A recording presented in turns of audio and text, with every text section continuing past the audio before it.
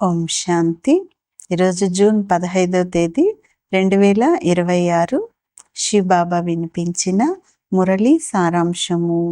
మధురమైన పిల్లలు, మీకు జ్ఞానం అనే 3వ నేత్రాన్ని ఇచ్చేందుకు అమరుడైన బాబా వచ్చారు.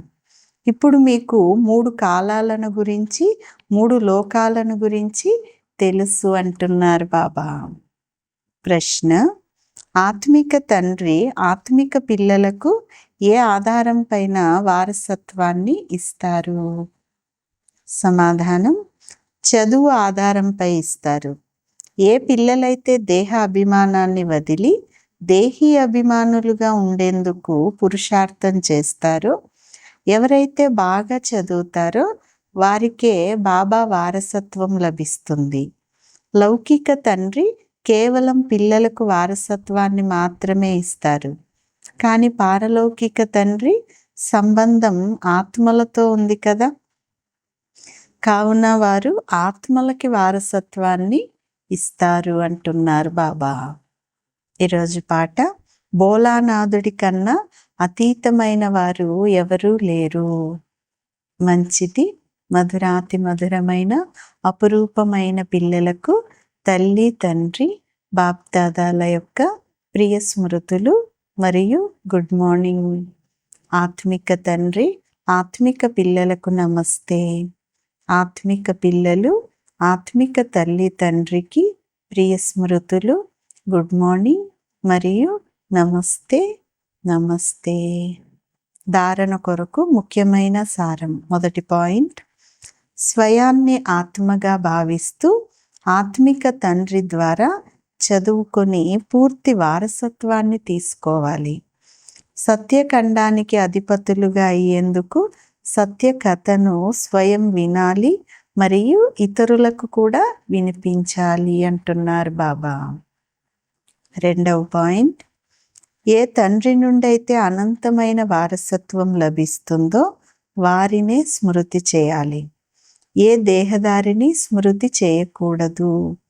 ఈ పాత ప్రపంచానికి మంటలు అంటుకోనున్నాయి, కావున దీనిని చూస్తూ కూడా చూడకుండా ఉండాలి అంటున్నారు బాబా.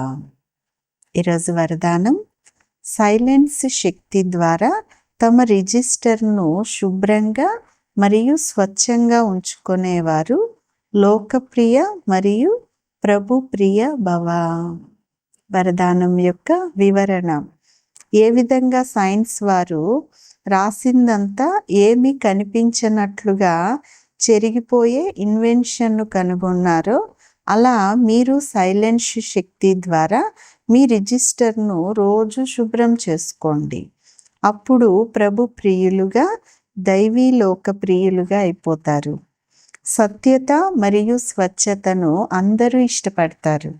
కావున ఒకరోజు జరిగిన వ్యర్థ సంకల్పాలు లేక వ్యర్థ కర్మలు మరుసటి రోజులో అంశం కూడా ఉండకూడదు.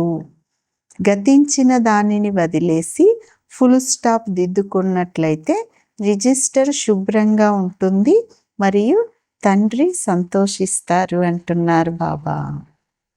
స్లోగన్: వ్యర్థ సంకల్పాలు కలిగేందుకు లేక ఇతరులకు వ్యర్థ సంకల్పాలు కలిగించేందుకు నిమిత్తులుగా అవ్వటం, ఇది కూడా అపవిత్రతయే అంటున్నారు బాబా.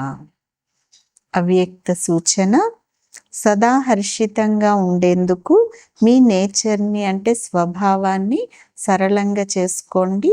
సహనశీలుగా అవ్వండి. మనసు, మాటలు, కర్మలలో సరళత మరియు సహనశీలత ఈ 2 ఉండటం అవసరం. ఒకవేళ సరళత ఉండి సహనశీలత లేకపోతే కూడా అది శ్రేష్టం కాదు. సరళతతో పాటు సహనశీలత ఉంటే శక్తి స్వరూపులని అంటారు. శక్తుల చిత్రాలలో సరళత మరియు సహనశీలత ఈ 2 గుణాలను చూపిస్తారు. ఇప్పటి రిజల్ట్ ప్రకారం ఒకచోట సహనశీలత ఎక్కువగా ఉంటే ఒకచోట సరళత ఎక్కువగా ఉంటుంది. ఇప్పుడు ఈ రెండింటిని సమానం చేయండి అంటున్నారు బాబా. మంచిది. ఓం శాంతి.